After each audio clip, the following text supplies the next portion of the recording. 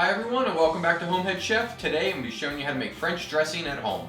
Now there's no comparison to homemade French dressing or the stuff that you buy in the store. The homemade stuff is 1,000 times better. I'm pretty sure you have all these ingredients in your pantry, so let's step up to the cutting board and see what we need. Now this recipe is going to yield us about 2 cups of the dressing. We are going to need half a cup of ketchup, half a cup of white vinegar, 1 cup of oil, half a teaspoon of salt and pepper. We're also going to need half a teaspoon of dry mustard, half a teaspoon of garlic salt, half a teaspoon of celery seed, and 1 cup of sugar. Now if you want to substitute the sugar, you can go with half a cup of honey to make this even healthier. First thing we're going to do is we're going to add our ketchup. Make sure we get all of it. Our vinegar. Our oil. And all of our seasonings into the blender.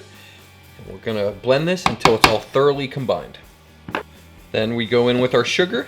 We're gonna go back over to the blender and we're gonna blend it up till it's all thoroughly combined again. And just like that, our French dressing is done.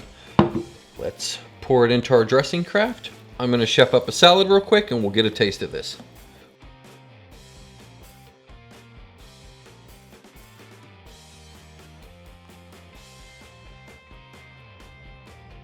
Alright, got myself a little side salad here.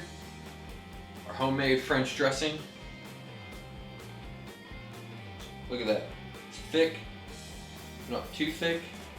Now if you want a creamy French, you can add in about half a cup of mayonnaise to the blender as well. Let's get a taste.